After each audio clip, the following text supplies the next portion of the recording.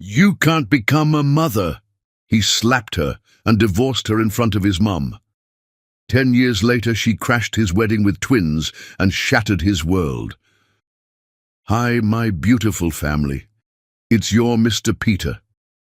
Today, I come to you not with my voice, but with my heart wide open. I'm not well, my family. My body is weak, but my spirit is still strong. Because of you. Though I can't narrate today, I'm still here, behind every word, every emotion, every heartbeat of this story. My dear brother James will be your voice today, but make no mistake, the story still comes from me, written with love, through pain, for you. But I need to share something with you from deep within. Some of my competitors have been reporting my channel. Yes, I even received a warning email. They want to break what we've built together. But what hurts even more is the quiet from some of you. My family. I've always given you my soul through these stories. Now I just need you to stand with me, not with money, not with pity, but with love. So please, like this video, leave a comment, share your heart. Let them see we're still standing together. And most importantly, watch the full video. Don't leave halfway. Every second matters. Every view, every moment, it keeps our home alive. This channel isn't just a place for stories. It's a home for hearts like yours and mine. And I believe with all my soul that love will win. So until I return stronger, let James speak for me. Close your eyes, open your heart, and let the story begin. The sterile white walls of Dr. Richardson's office seemed to close in around Monica Sayovich as she sat across from the fertility specialist, her husband Jeff's hand growing cold in hers. 3 years of trying, 3 years of hope turning to desperation with each negative pregnancy test, and now this moment would define everything that came after. "I'm sorry, Monica," Dr. Richardson said, his voice gentle but clinical. "The test results show severe endometrial scarring from your previous surgery. Natural conception will be extremely difficult, if not impossible." Monica felt the world tilt on its axis. She'd suspected this day might come, but hearing the words spoken aloud felt like a physical blow. She turned to Jeff, searching his face for the comfort she'd always found there, but his expression was unreadable, distant. "What are our options?" Monica asked, her voice barely above a whisper. "IVF could be attempted, though success rates would be low given the extent of scarring. There's also adoption, surrogacy." "We'll think about it," Jeff interrupted, standing abruptly. "Thank you, Doctor." The drive home was suffocating in its silence. Monica stared out the window at the Chicago suburbs where they'd planned to raise their children, where they'd walked through neighborhoods pointing out houses with good schools and big backyards.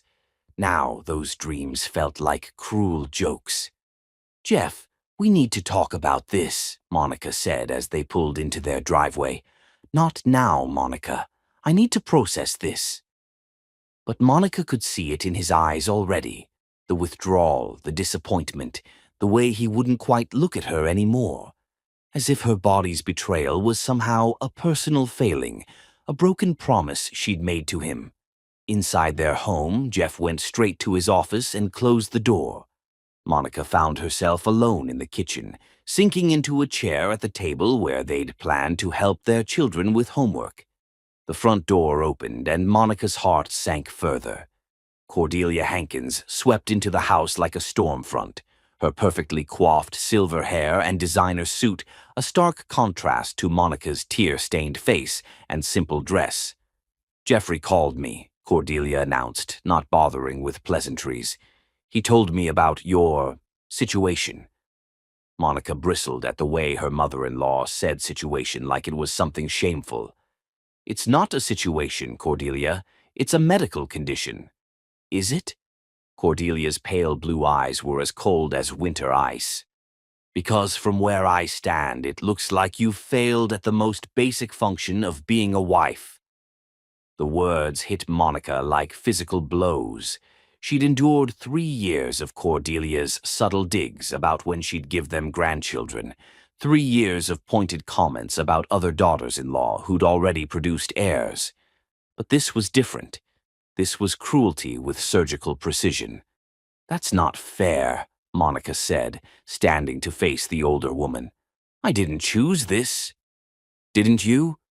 Cordelia moved closer, her voice dropping to a venomous whisper. "You knew Jeffrey wanted children, a large family. It's what the Hankins men have always had. And you can't even give him one child." "There are other options." "Other options." Cordelia laughed, the sound sharp and bitter. "Adoption. Raising some other woman's bastard. IVF with your damaged body. You think any of that is what my son deserves?" Monica felt tears burning behind her eyes, but refused to let them fall. Not in front of this woman who'd never accepted her, who'd spent 4 years of marriage making Monica feel like an outsider in her own life. "Jeffrey deserves better than a broken woman," Cordelia continued. "He deserves a real wife, a fertile wife, a woman who can give him the legacy the Hankins name requires." "The Hankins name," Monica's voice rose with fury. "What legacy? Your family business is failing. Jeff works 60 hours a week trying to save a company that your husband ran into the ground. What exactly are we preserving here?" Cordelia's face flushed red with rage. "How dare you?" "How dare I what?" "Tell the truth. You want to talk about failure? Let's talk about how you've raised a son so weak he can't stand up to his own mother. Let's talk about how you've manipulated every relationship he's ever had because you can't stand the thought of sharing him." The slap came so fast Monica didn't see it coming. Cordelia's palm cracked across her cheek with enough force to snap her head sideways. Monica stood there, stunned, her hand rising to touch the burning skin. "You will not speak to me that way in my son's house," Cordelia hissed. "This is my house too," Monica said quietly, but even as the words left her mouth, she wondered if that was still true. Heavy footsteps on the stairs announced Jeff's arrival. He appeared in the kitchen doorway, his face haggard, his usually neat brown hair disheveled from running his hands through it. "What's going on?" he asked, though his eyes didn't quite meet Monica's. "Your wife was just explaining to me why she thinks she deserves to stay married to you, despite being unable to fulfill her most basic duty," Cordelia said smoothly. Monica watched her husband's face, waiting for him to defend her, to tell his mother she was out of line. But Jeff just stood there, his jaw working silently. "Jeff," Monica said softly, "tell her to leave." "Mom's just worried about our future," Jeff said finally. "Our future?" Monica felt something cold and final settling in her chest. "What future is that exactly?" Jeff looked at his mother, then back at Monica, and in that moment of hesitation, Monica saw everything she needed to know. 4 years of marriage, 4 years of love and laughter and dreams, and it all came down to this. When forced to choose, he would always choose Cordelia. "I can't do this anymore," Jeff said, the words tumbling out like he'd been holding them back for hours. "I can't pretend this is what I wanted. I married you because I loved you, but love isn't enough when you can't give me what I need." "What you need?" Monica's voice was dangerously quiet. "Children, Monica. A family. A real family, not some pieced-together arrangement with doctors and procedures, and hope that probably won't work anyway." The kitchen fell silent except for the tick of the antique clock on the wall, a wedding gift from Monica's grandmother. She looked at this man she'd loved, this man she'd built a life with, and saw a stranger. "You're really doing this," she said. It wasn't a question. "You can't be what I need you to be," Jeff said, his voice rising with frustration. "You can't give me children. What's the point of staying married to someone who can't fulfill the most basic purpose of marriage?" "The most basic purpose?" Monica's voice was dangerously quiet. "Not love? Not partnership? Not standing by each other when life gets difficult?" The most basic purpose is my ability to produce children. Don't make this ugly, Monica. Don't make this ugly. Monica laughed, but there was no humor in it. Your mother just slapped me in my own kitchen and told me I'm not a real woman, and you're worried about me making things ugly. Jeff's eyes flicked to his mother, and Monica saw the guilty knowledge there. He'd known Cordelia would come here. He'd probably told her to come here. A woman who can't give my son children isn't a real wife, Cordelia said again, her voice carrying the weight of final judgment. And that's when Jeff's control finally snapped. She's right, he shouted, his face red with frustration and grief and rage. You can't become a mother. You'll never be able to give me what I want most in this world, so what's the point? The words hung in the air like poison. Monica felt something inside her chest shatter completely, something that could never be repaired. Get out, she whispered. Monica, get out! The scream tore from her throat with such force that both Jeff and Cordelia took a step back. Both of you, get out of my house! And then Jeff's hand was moving, fast and vicious, catching her across the cheek with a crack that echoed through the kitchen. Monica stumbled backward, her hand flying to her face, staring at this man who had just struck her. It's not your house anymore, Jeff said, his voice cold and final. I want a divorce. Monica stood there, her cheek burning from 2 slaps in one night, watching the man she'd loved transform into someone she didn't recognize. Cordelia smiled behind him like she'd won some twisted prize. Fine, Monica said, her voice steady despite the tears finally spilling down her cheeks. But I want you to remember this moment, Jeff Hankins. I want you to remember the night you chose your mother over your wife. Because someday, when you're old and alone, and wondering why nothing in your life ever worked out the way you planned, I want you to remember that you did this. You chose this. She walked to the front door and opened it wide, the cold October air rushing in to fill the space where her marriage used to be. Get out of my house, both of you, and don't ever come back. As they left, Cordelia's satisfied smile was the last thing Monica saw before she closed the door and collapsed against it, finally allowing herself to break completely. Her marriage was over. Her dreams of motherhood seemed impossible, but somewhere in the deepest part of her heart, a tiny flame of defiance flickered to life. She would survive this. She would rise from these ashes. And someday, somehow, she would make them both pay for this night. Chapter 2. Phoenix in Ashes. 6 months had passed since the night Monica's world imploded. 6 months of dividing possessions, of lawyers, of Jeff refusing to meet her eyes. The divorce papers had been signed 3 weeks ago, and Monica was finally, officially, alone. She stood in the tiny studio apartment she'd managed to afford in Chicago's Logan Square neighborhood, a far cry from the suburban house she'd shared with Jeff. The walls were thin, the neighbors were loud, and the radiator clanged like it was harboring angry spirits. But it was hers. Every cramped square foot belonged to her and no one else. The nausea hit her like a freight train as she bent to unpack another box. Monica rushed to the bathroom, barely making it to the toilet before her stomach emptied itself violently. She'd been feeling off for weeks now, tired, queasy, emotional, beyond even what the divorce warranted. She'd attributed it to stress, to grief, to the upheaval of rebuilding her entire life from scratch. But as she sat on the cold bathroom floor, her head spinning and her hands shaking, a terrifying thought crept into her mind. No, she whispered to the empty apartment. That's not possible. But even as she said it, Monica was calculating dates in her head. The night before Jeff had asked for the divorce, they'd made love one last time. She thought it was reconciliation, a bridge back to each other. Instead, it had been goodbye. An hour later, Monica stood in the pharmacy aisle, staring at pregnancy tests like they were instruments of torture. Her hands trembled as she reached for the most expensive one, as if paying more would somehow change the outcome. Back in her apartment, Monica paced the small space while waiting for the test to process. 3 minutes had never felt so eternal. When the timer on her phone finally rang, she approached the bathroom counter like she was walking to her own execution. 2 pink lines stared back at her. Positive. Monica sank to the floor, the test clattering from her nerveless fingers.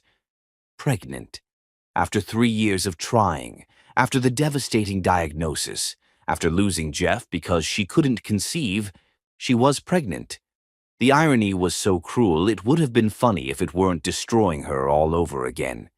She called in sick to her temp job at the insurance office and spent the day in a daze, alternating between terror and a strange, fierce joy. By evening, she'd made her decision. She had to tell Jeff. Whatever had happened between them, he deserved to know he was going to be a father. Monica's hands shook as she dialed his number. It rang 4 times before going to voicemail. "Jeff, it's Monica. I need to talk to you. It's important. Please call me back." He didn't call back that night, or the next day, or the day after that. On the 4th day, Monica tried again. This time, a woman answered. "Hello?" The voice was crisp, professional, unfamiliar. "I'm sorry, I was calling for Jeff Hankins." "Who is this?" Monica's stomach clenched. "This is Monica, his ex-wife. I need to speak with him." There was a pause, then the sound of the phone being covered and muffled conversation. When the woman came back on the line, her voice was colder. "Jeff doesn't want to speak with you. Please don't call this number again." "Wait, please, I just need—" The line went dead. Monica stared at her phone, disbelief warring with growing panic. She tried calling again, but this time it went straight to voicemail. Jeff had blocked her number. That weekend, desperate and running out of options, Monica drove to Cordelia's house. If Jeff wouldn't take her calls, maybe his mother would at least listen. Maybe family loyalty would mean something when it came to a grandchild. Cordelia answered the door in a silk blouse and pearls, as if she'd been expecting company for tea rather than her despised former daughter-in-law. "What are you doing here?" Cordelia's voice could have frozen the water. "I need to speak with Jeff. It's urgent." "Jeffrey is busy. He's moving on with his life, as he should. I suggest you do the same." "Cordelia, please, I'm pregnant." The words hung between them like a bomb waiting to explode. Monica watched Cordelia's face carefully, expecting shock, maybe even joy at the prospect of a grandchild. Instead, she saw calculation, and then something that looked almost like hatred. "Pregnant?" Cordelia's voice was deceptively calm. "How interesting. And who's the father?" Monica felt like she'd been slapped again.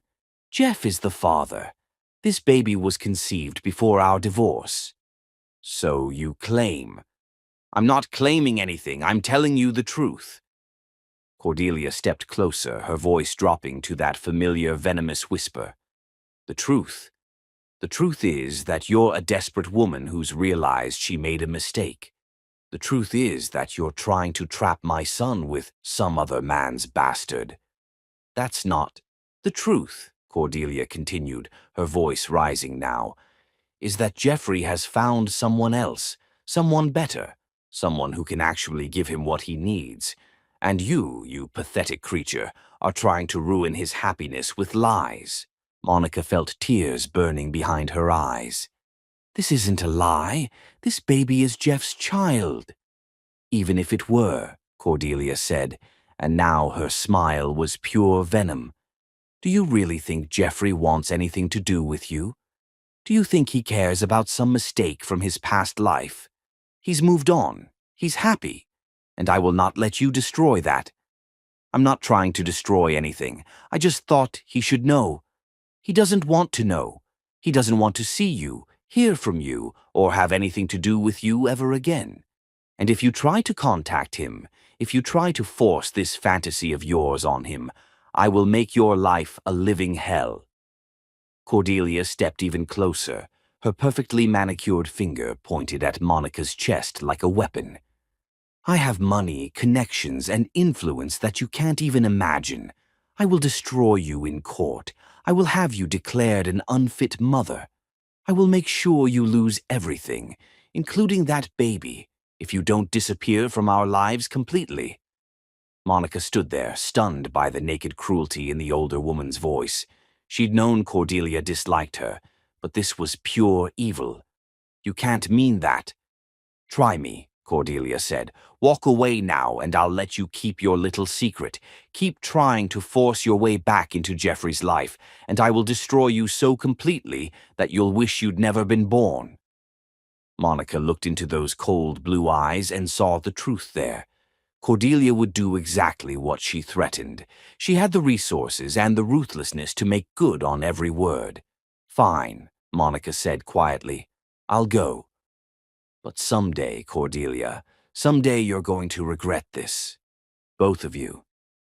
As Monica walked back to her car, she felt something shifting inside her. The scared, desperate woman who'd come here begging for scraps of acknowledgement was dying, and something harder, stronger, was being born in her place. She drove to the lake, to the spot where she and Jeff used to watch sunsets during happier times. The water was gray and choppy, reflecting the cloudy sky. Monica sat on a bench and placed her hands on her still flat stomach. "It's just you and me now," she whispered to the baby growing inside her. "But that's okay. I'm going to be enough. I'm going to be everything you need." The next morning, Monica called her supervisor at the temp agency and quit. Then she called the admissions office at Northwestern University Law School. "I'd like to inquire about your part-time evening program," she said. If Jeff and his mother thought they could erase her from their lives, they were wrong. If they thought she would disappear quietly into the night, they had vastly underestimated who she was becoming. 3 weeks later, at her first prenatal appointment, Monica discovered she was carrying twins. As she stared at the ultrasound screen showing 2 tiny heartbeats, she felt a fierce protective love unlike anything she'd ever experienced. "2 babies," Dr. Patel said with a smile. "Congratulations." "Thank you," Monica whispered, tears streaming down her face. But these weren't tears of sadness or fear. These were tears of determination. She was going to raise these children alone. She was going to become a lawyer. She was going to build a life so magnificent that Jeff and Cordelia would choke on their own cruelty. And someday, when she was ready, when she was powerful enough to protect her children from their poison, she would make sure they knew exactly what they had thrown away. The phoenix was rising from the ashes of her old life, and she was going to burn brighter than they ever imagined possible. Chapter 3. 2 Hearts, 1 Warrior. The contractions started at 3 a.m. on a bitter February morning, 8 weeks before Monica's due date. She woke up in her studio apartment, water breaking across the sheets she'd just washed, with no one to call and no one to help her to the hospital, except the ambulance she couldn't afford. "Please," she whispered to the babies inside her as another contraction tore through her body. "Not yet. Mama's not ready yet." But Darius and Maximus Sehovich had their own timeline. They arrived at Chicago General Hospital after 14 hours of labor, tiny and perfect, and fighting for their lives in the NICU. Monica, exhausted and terrified, pressed her face against the glass of their incubators and made them a promise. "I don't know how to do this," she whispered to their sleeping forms, connected to more wires and tubes than seemed possible for such small bodies. "But I'm going to figure it out. I'm going to be everything you need." The hospital's social worker, a kind woman named Carmen Rodriguez, found Monica crying in the pumping room 3 days later. "Honey," Carmen said gently, "is there anyone I can call for you? Family? The baby's father?" Monica looked up with red-rimmed eyes. "There's no one. It's just us." Carmen sat down beside her. "That's not true. There's a whole network of support out there for women like you, single mothers, students, women rebuilding their lives. You just have to be brave enough to reach for it." Carmen was right. Over the next weeks, as Darius and Maximus grew stronger in the NICU, Monica discovered an underground network of women who understood her struggle. There was Deshawn, a nurse who worked the night shift and let Monica stay past visiting hours.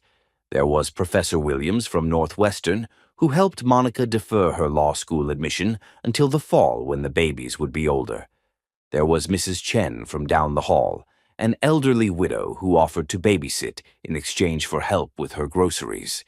When the twins finally came home after 6 weeks in the hospital, Monica's tiny studio had been transformed. Donated baby furniture filled every corner. Diapers and formula lined the shelves. A changing table that folded down from the wall created a nursery in the space that had once been her dining area. "Thank you," Monica whispered to the empty room, overwhelmed by the kindness of near strangers who had rallied around her and her sons. The first months were a blur of sleepless nights and endless feedings. Monica worked part-time at a legal aid clinic during the day, while Mrs. Chen watched the babies, then came home to feed them, play with them, love them with an intensity that sometimes scared her. Every milestone felt like a victory.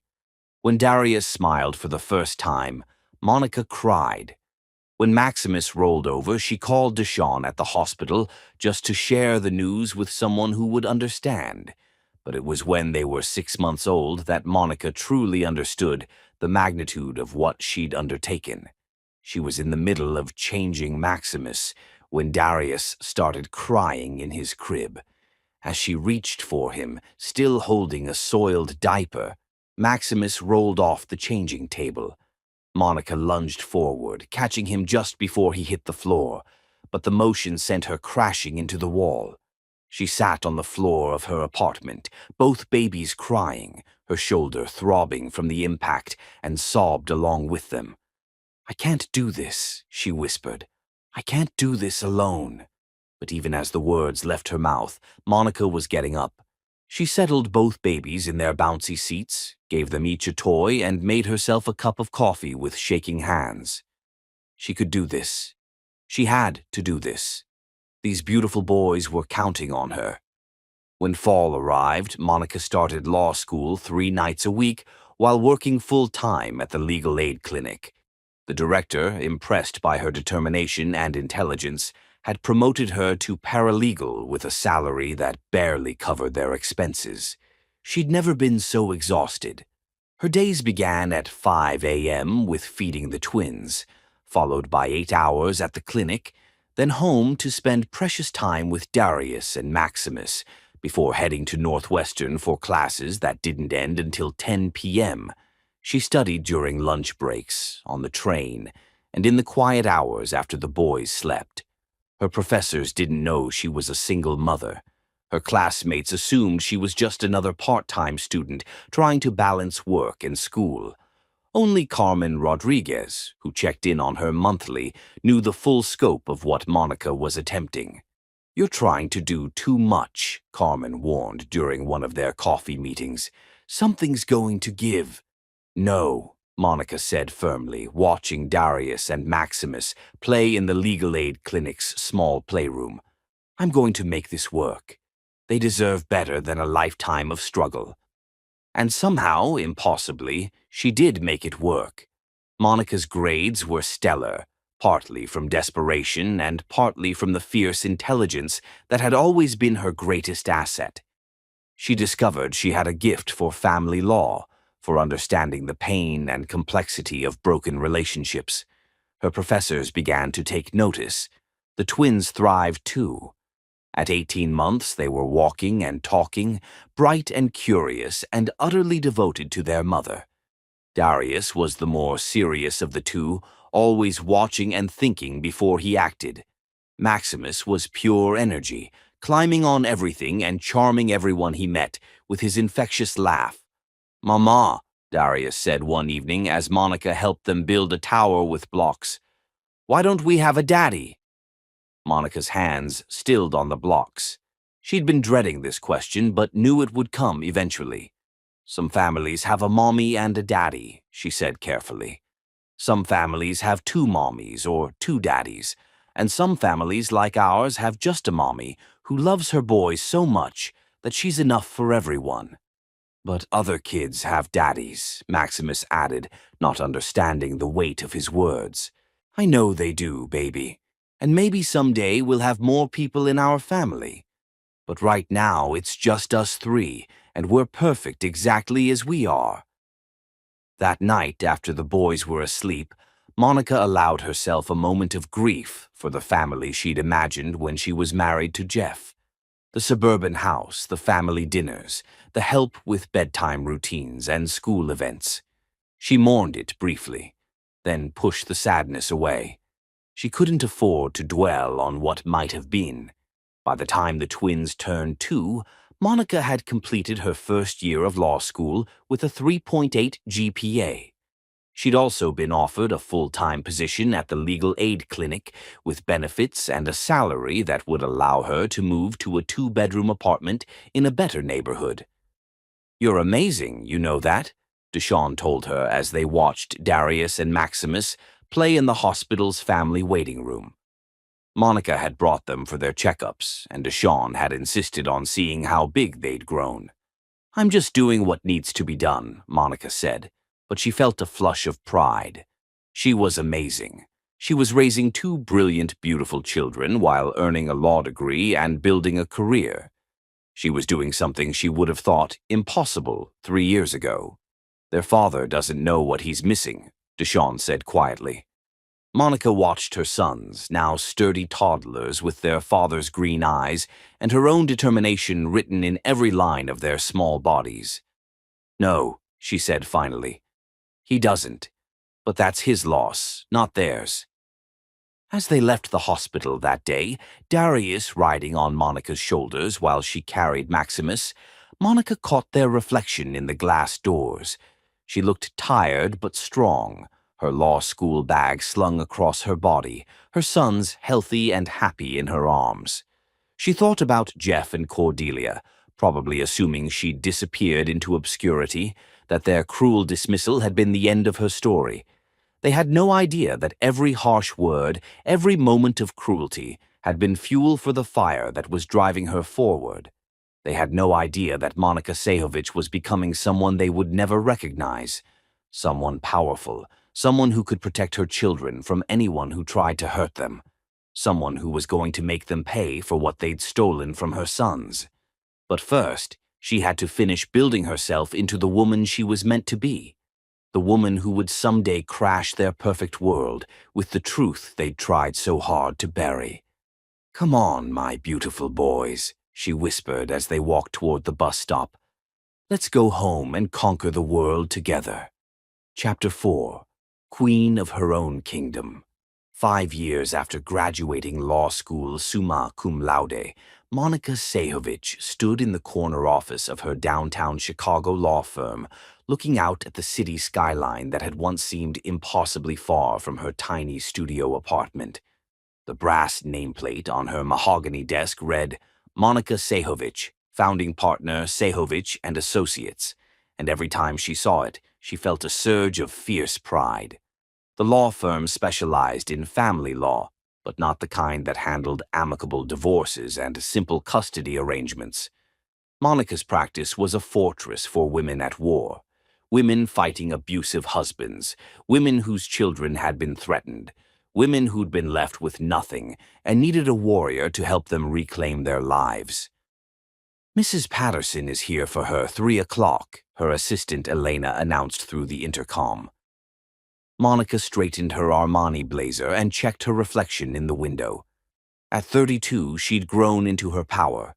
Her black hair was styled in a sophisticated bob that framed her face perfectly. Her makeup was flawless but understated. She looked exactly like what she was, a woman who could walk into any courtroom and command respect. Mrs. Patterson was a slight woman with haunted eyes and carefully concealed bruises on her wrists. Monica had seen 1,000 women just like her, and each one rekindled the fire that had been burning in her chest for the past 8 years. "Tell me what happened," Monica said gently, settling into the chair across from her client rather than behind her imposing desk. Over the next hour, Mrs. Patterson's story unfolded.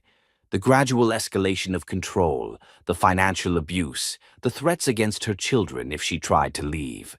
It was a story Monica knew by heart, with variations she'd heard countless times. "He says no judge will believe me," Mrs. Patterson whispered.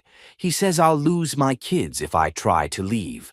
Monica reached across and took the woman's trembling hands in hers. "Mrs. Patterson, look at me. He's lying. I'm going to make sure you and your children are safe, and I'm going to make sure he pays for every moment of fear he's put you through. That's a promise." And it was a promise Monica never broke. Over the past 5 years, she'd built a reputation as the lawyer you called when the odds were impossibly stacked against you. She'd faced down some of the most powerful men in Chicago, exposed corruption in family court, and saved dozens of children from dangerous situations. The local legal magazine had featured her on the cover the previous month, with the headline "The Defender: How Monica Sehovich Built Chicago's Most Feared Family Law Practice." But it wasn't fear that motivated Monica's clients to seek her out. It was hope. Hope that someone would finally fight for them the way no one had fought for her. After Mrs. Patterson left with a comprehensive legal strategy and the phone numbers for 3 safe houses, Monica checked her watch. Almost time to pick up Darius and Maximus from their after-school program at the prestigious Lincoln Park Academy, where they were both honor students. At 10 years old, her sons were everything she'd dreamed they could be. Darius was contemplative, already showing aptitude for strategy and critical thinking. Maximus was pure charisma, the kind of child who could charm his way out of trouble and rally other kids to his cause within minutes. They both played violin, Darius because he loved the mathematical precision of it, Maximus because he loved performing. They both played soccer, spoke conversational Spanish, and could code in Python. Monica had made sure they had every advantage she'd never had, every opportunity she could possibly provide. "Mom," Maximus called out as she pulled up to the school in her sleek black BMW. Darius got in trouble for arguing with Mrs. Chen about the American Revolution again. "I wasn't arguing," Darius said with wounded dignity as he climbed into the back seat. "I was correcting historical inaccuracies." Monica caught his eye in the rearview mirror. "And how did that go over?" "She gave me extra homework," Darius admitted. "But I was right." "Being right isn't always the same as being wise," Monica said, though she was secretly proud of his refusal to back down from his convictions. "Sometimes you have to pick your battles." "Is that what you do in court?" Maximus asked. "Pick your battles?" Monica considered the question as they drove through Lincoln Park toward their brownstone. She'd bought the house 2 years ago, a beautiful 3-story building with a garden in back and enough space for the boys to each have their own room and a study area. "Sometimes," she said finally. "But when someone is trying to hurt people who can't protect themselves, that's always a battle worth fighting." That evening, as she helped the boys with their homework at the kitchen island, Monica's phone rang. The caller ID showed a number she didn't recognize, but something about it seemed familiar. "Sehovich and Associates," she answered, her professional voice crisp and authoritative. "Monica? Monica Sehovich?" The voice made her blood run cold. She hadn't heard it in 8 years, but she would have recognized it anywhere. "This is Monica," she said carefully, motioning for the boys to continue their work. This is Jeff. Jeff Hankins." Monica's hand tightened on the phone. "What do you want, Jeff?" I heard about your law firm, about how successful you've become. I'm really happy for you." "Are you calling to congratulate me? Because if so, you're about 8 years too late." There was a long pause. "Monica, I know you probably don't want to hear from me, but I've been thinking about you, about us. I made some mistakes. Some mistakes." Monica's voice was deadly quiet. "Is that what you call it? I was young and stupid, and I let my mother influence me too much. I should have supported you. I should have believed in us." Monica looked at her sons, bent over their math homework, completely absorbed in their work. Jeff had no idea they existed. He had no idea that his mistakes had cost him the chance to know these incredible children. "Jeff," she said finally, "I'm going to say this once, and then I never want to hear from you again. You didn't make mistakes. You made choices. You chose your mother's approval over your wife. You chose cruelty over compassion. You chose to abandon us when I needed you most. Monica, please." "I'm not finished." Her voice cut through his pleading like a blade. "I've built a life that's better than anything you could have given me. I have everything I ever wanted, and I got it all without you. So whatever midlife crisis or bout of nostalgia brought you to my phone number, deal with it somewhere else. I just thought maybe we could talk, maybe grab coffee and—" "Jeff."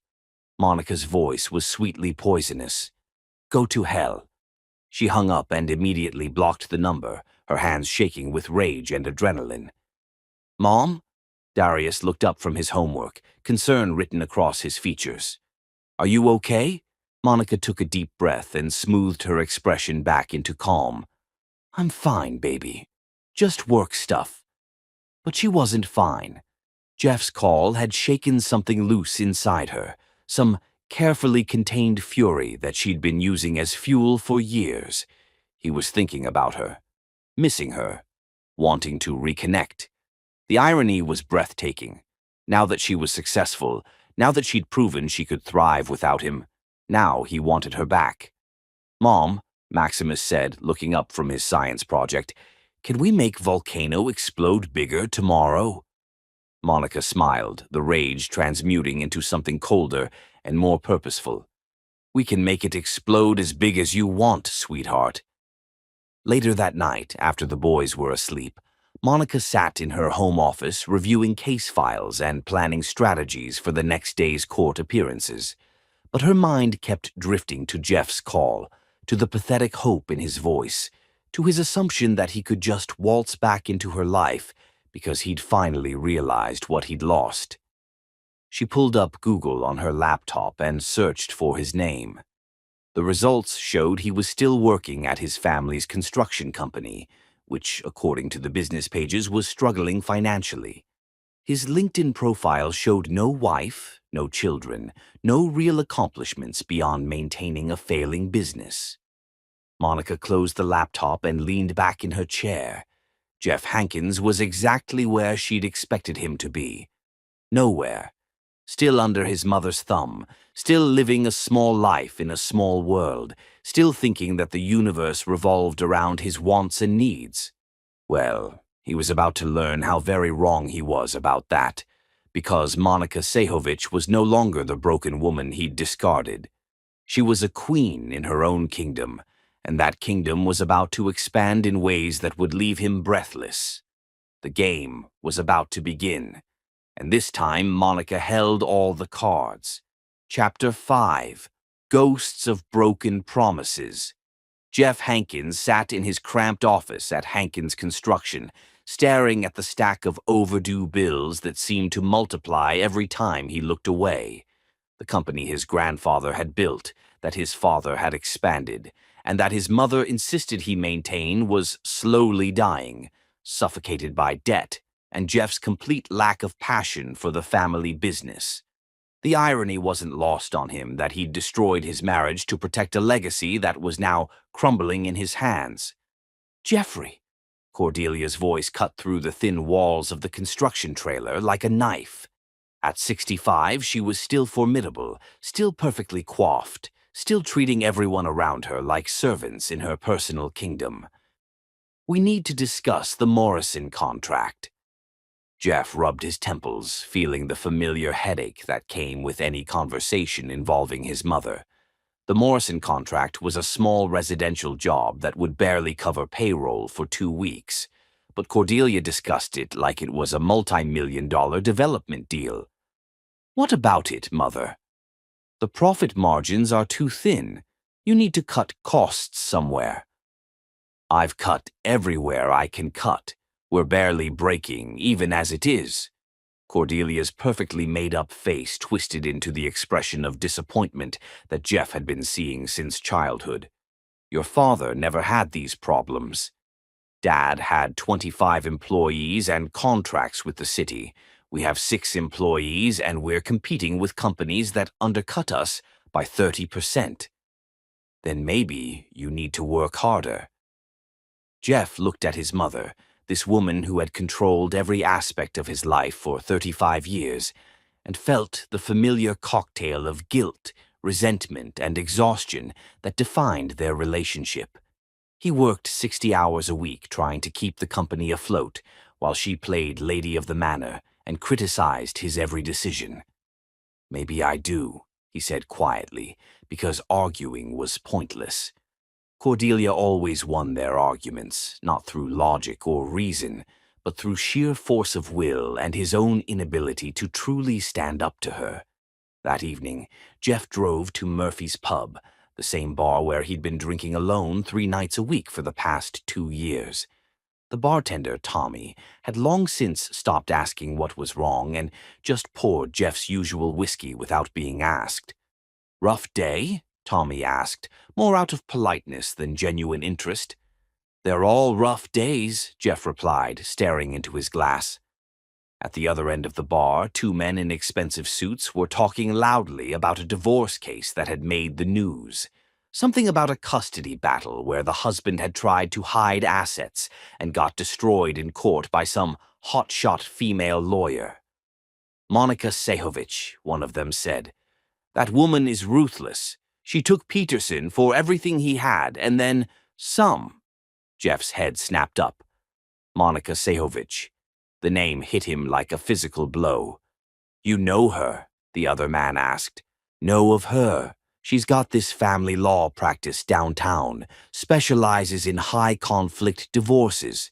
Men in this city are terrified of her." Jeff fumbled for his phone, hands shaking as he searched for Monica's name. The results filled his screen. News articles, professional accolades, photos of a woman who looked like Monica but seemed impossible. This woman was polished, powerful, confident. This woman wore designer clothes and commanded Chicago's skyline like she owned it. But it was her. Jeff would have recognized those eyes anywhere, even though everything else about her had transformed completely. Monica had become everything she'd never been when they were married. Successful, independent, formidable. The shy legal assistant he'd divorced had metamorphosed into one of Chicago's most prominent attorneys. And he was still sitting in the same bar, in the same small town, working the same failing job he'd hated 8 years ago. Jeff spent the next week obsessively reading everything he could find about Monica's career. She'd graduated from Northwestern Law School summa cum laude. She'd worked at legal aid before starting her own practice. She specialized in protecting women and children from dangerous men. The last part made his stomach turn. Had he been dangerous? Had Monica been afraid of him? The memory of slapping her that last night came flooding back, and Jeff felt sick. He'd been angry, frustrated, hurt by the fertility diagnosis and his mother's constant pressure. But that didn't excuse what he'd done. He'd hit his wife. He'd chosen his mother over the woman he'd promised to love and protect. And then he'd thrown Monica away like she was disposable. Now she was thriving, and he was drowning. "You seem distracted lately," Cordelia said over dinner at her house the following Sunday. She'd insisted on their weekly family dinners after Jeff's father died 5 years ago, another way to maintain control over her adult son's life. "Just thinking about business," Jeff lied. "Well, stop thinking and start doing. The Henderson Project needs your attention." The Henderson Project was a kitchen renovation that would take 3 weeks and net them maybe $2,000 after expenses. Jeff nodded and made appropriate noises, but his mind was elsewhere. He thought about Monica every day now, not just about who she'd become, but about who she'd been when they were together. Her laugh when she found something genuinely funny. The way she'd curled against him during movies. how she'd supported his dreams of expanding the business, even when he'd been too afraid of his mother's disapproval to pursue them. Monica had believed in him once. She'd seen potential in him that he'd never seen in himself. And he'd repaid that faith by abandoning her when she needed him most. I ran into Rebecca Morrison at the grocery store, Cordelia continued. Her daughter, Emily, just got engaged to a lovely boy from a good family. Children right away, I'm sure. Jeff's fork stopped halfway to his mouth. This was one of Cordelia's favorite tortures, talking about other people's children and grandchildren, reminding him of what he'd failed to provide her. That's nice for them, he said. Emily's your age, you know. Well, a few years younger. Maybe you should call her Mom. What? You're 35 years old, Jeffrey. Most men your age have wives and families. I'm not getting any younger, and I'd like to see some grandchildren before I die. The words hit Jeff like a slap. Grandchildren. Monica had wanted children so desperately. They'd tried for 3 years, endured doctor visits and treatments, and hope that turned to heartbreak month after month. And when they'd finally gotten an answer, when they'd learned about options and possibilities, he'd given up. He'd given up on Monica, on their marriage, on the family they could have built together through adoption or surrogacy, or any of the other paths they'd never explored because he'd been too selfish and too weak to fight for what they both wanted. Maybe I don't want children, Jeff said quietly. Cordelia's face went white with rage. Don't be ridiculous. Of course you want children. Every man wants children. Maybe I'm not every man. You're a Hankins. Hankins men have families. They carry on the name and the legacy. Jeff looked around his mother's dining room, at the family photos covering every surface, at the portrait of his father that Cordelia kept prominently displayed like a shrine. What legacy was she talking about? A failing business? A family known more for social climbing than actual achievement? What if the legacy isn't worth carrying on? He asked.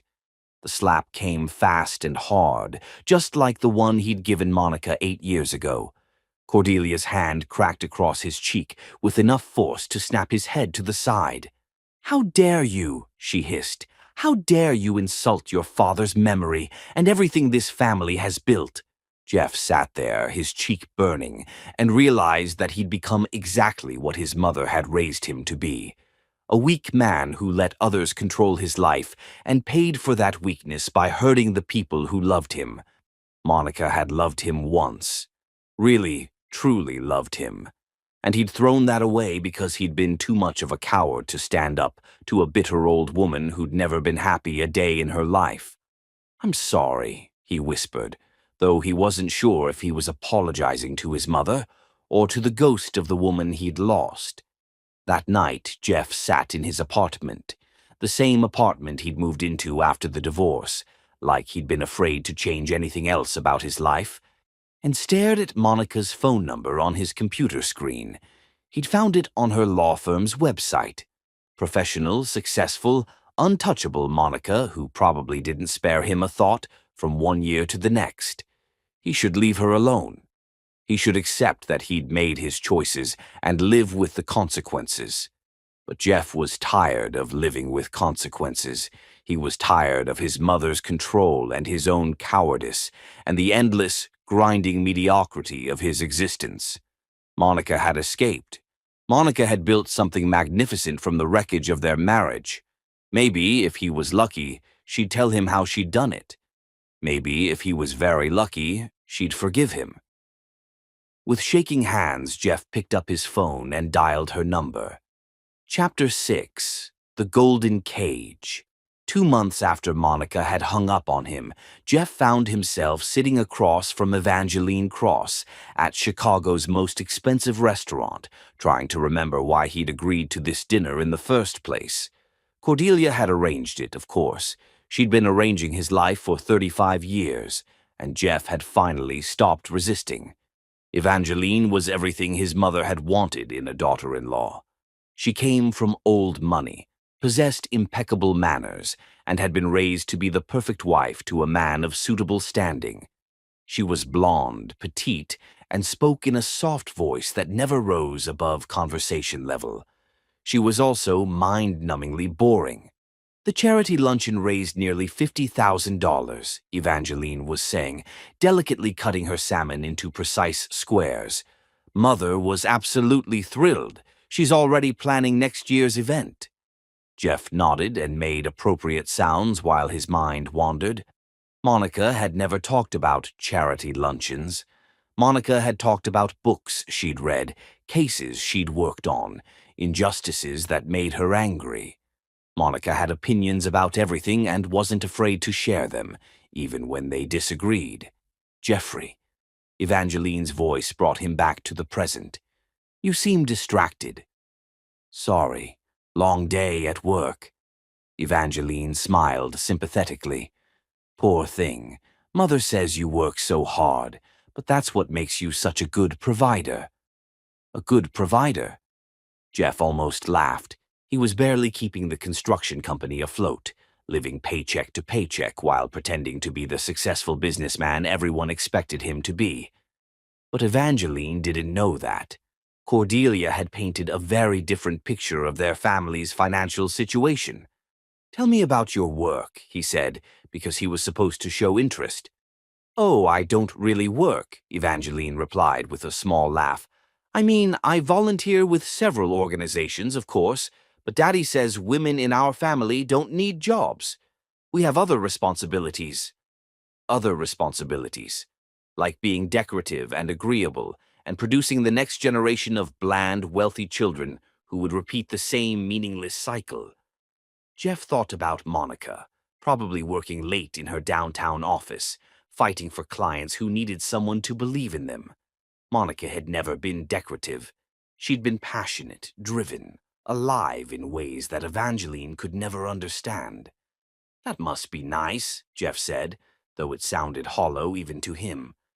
3 weeks later, Jeff proposed to Evangeline in the Rose Garden at Navy Pier, exactly as Cordelia had suggested. He'd bought the ring Cordelia had selected, spoken the words Cordelia had helped him rehearse, and knelt on the precise spot where Evangeline had mentioned she'd always dreamed of being proposed to. Evangeline said yes, of course. She'd been saying yes to everything since their first date, agreeing with his every opinion and deferring to his every preference like a well-trained pet. Oh, Jeffrey, she squealed, loud enough to attract the attention of other couples strolling through the garden. It's absolutely perfect.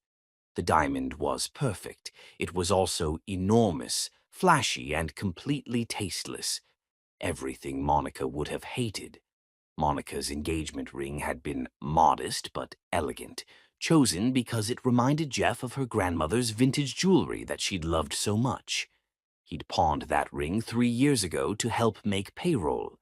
Let's call Mother and Daddy right away, Evangeline bubbled, already pulling out her phone. They'll want to start planning the engagement party immediately. And just like that, Jeff's proposal became about everyone except the 2 people who were supposed to be getting married. The engagement party was held at the Cross family's estate in Lake Forest, a sprawling mansion that made Jeff feel like a poor relation playing dress-up. 200 guests sipped champagne and congratulated Jeff on his excellent choice while he stood beside Evangeline and smiled until his face hurt. She's lovely, person after person told him. You're so lucky. Perfect couple, they said. Made for each other. Beautiful children, they predicted. Gorgeous, well-bred children. Jeff smiled and nodded and accepted their congratulations, while feeling like he was watching someone else's life unfold. This wasn't what he'd imagined when he'd thought about marriage. It wasn't the partnership he'd had with Monica, the sense of building something together. This felt like a business transaction dressed up in white lace and good china. You look handsome tonight, Cordelia said, appearing at his elbow with a glass of champagne and a satisfied smile. Evangeline is everything I hoped she'd be. She's very nice, Jeff said carefully. Nice? Cordelia's laugh was sharp.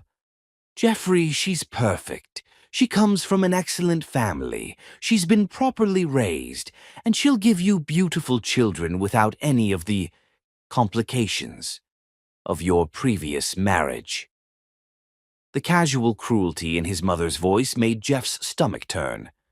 Monica's fertility struggles hadn't been complications. They'd been heartbreaking challenges that they should have faced together. "Don't talk about Monica like that," he said quietly. Cordelia's eyes flashed with anger. "I'll talk about that woman however I choose. She was a mistake, Jeffrey. A poor choice that you corrected when you came to your senses.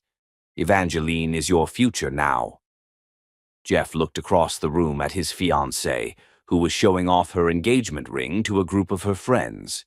They were all cooing over it like it was the most magnificent thing they'd ever seen, and Evangeline was basking in their attention. "She doesn't love me," Jeff said suddenly. "What?" "Evangeline, she doesn't love me. She loves the idea of me, the version of me you've sold her family. But she doesn't actually know me at all." Cordelia stepped closer, her voice dropping to the venomous whisper Jeff knew so well. "Love is a luxury, Jeffrey.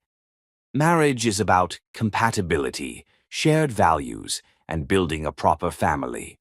Evangeline will give you children, maintain your home, and enhance your social standing. What more could you possibly want?" What more could he want? Jeff thought about Monica's laugh, the way she'd challenged him to be better, the conversations that had lasted until dawn because neither of them wanted to stop talking. He thought about the passion that had burned between them, the sense that they were partners in everything. He thought about the family they could have built together if he'd been brave enough to fight for it. "I want what I had before," he said. "What you had before was an illusion," Cordelia snapped. "That woman couldn't give you children. She was holding you back, keeping you from your true potential.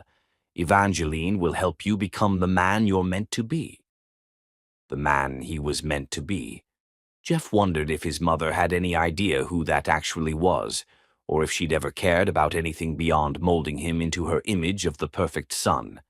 "The wedding will be in June," Cordelia continued, as if the conversation about love had never happened. "Evangeline's mother and I have already started planning. The Ritz-Carlton has agreed to hold the date." "June?" Jeff felt trapped, like the walls were closing in around him. "That's only 4 months away. No point in waiting. You're not getting any younger, and I want to see grandchildren before I'm too old to enjoy them." Grandchildren. There it was again, the pressure that had destroyed his first marriage and was now defining his second. Jeff wondered if he'd ever be allowed to make a choice based on what he actually wanted, rather than what everyone else expected from him. "What if I'm not ready?" he asked. Cordelia's smile was cold and final. "Then you'll get ready. Because this is happening, Jeffrey.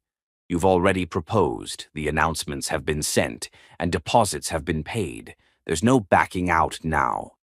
Jeff looked around the elegant party, at all the smiling faces celebrating his future, and felt like he was attending his own funeral. In 4 months, he'd marry a woman he didn't love to please a mother who would never be satisfied no matter what he did. And somewhere in downtown Chicago, Monica was probably working late in her corner office, building the life she'd created for herself, surrounded by people who respected and admired her. Monica had escaped this world of expectations and obligations and hollow traditions. Jeff was about to chain himself to it forever. As the evening wore on and guest after guest congratulated him on his engagement, Jeff felt something dying inside him. It might have been hope or dreams, or simply the last remnant of the man he'd been when Monica had loved him. By the time the last guest left and Evangeline kissed him goodnight with the passionless peck that passed for affection between them, Jeff knew with absolute certainty that he was making the biggest mistake of his life. But it was too late to stop it now. The golden cage was closing around him, and he'd helped build every bar. Chapter 7. Storm Before the Lightning. Monica stared at the wedding announcement in the Chicago Tribune Society section, her coffee growing cold as she read the details. Evangeline Cross and Jeffrey Hankins to wed at the Ritz-Carlton, Chicago. The photo showed Jeff in a tuxedo beside a blonde woman who gazed at the camera with the vacant smile of privilege. June 15th, Monica murmured to herself. In exactly 6 weeks, Jeff would marry his mother's carefully chosen replacement for the wife he'd thrown away. Mom? Darius appeared in the kitchen doorway, already dressed for school in his uniform blazer and tie. At 10, he carried himself with a dignity that reminded Monica of herself at that age. Serious, observant, always thinking 3 steps ahead. "You look upset." Monica folded the newspaper and smiled at her son. "Just work stuff, sweetheart. Where's your brother?" Still trying to decide between the blue tie and the red tie. He says the blue brings out his eyes, but the red makes more of a statement. Monica laughed despite her dark mood. Maximus had inherited her flair for drama, along with Jeff's devastating green eyes. He was going to break hearts someday, but more importantly, he was going to change the world. Both her boys were. "Tell him to wear the blue," she called as Darius headed back upstairs, "and remind him we leave in 10 minutes. After dropping the twins at Lincoln Park Academy, Monica drove to her office with the wedding announcement burning in her purse like a secret. She'd spent 10 years building a life without Jeff, 10 years proving that she was stronger and more capable than anyone had ever imagined. She didn't need revenge, but she wanted it. "Elena," she called to her assistant as she swept into the law firm, "cancel my afternoon appointments, and get me everything you can find on the Cross family. Financial records, business dealings, social connections, everything." Elena Morales had been with Monica for 3 years, ever since the practice had grown large enough to need a full-time assistant. She was efficient, discreet, and had an uncanny ability to find information that other people preferred to keep hidden. "Should I ask why we're investigating socialites?" Elena asked. "Personal matter," Monica replied. "Also, I need you to find out everything about the Hankins Construction Company, financial status, outstanding debts, business relationships. I want to know if they're struggling as badly as I suspect they are." How deep should I dig?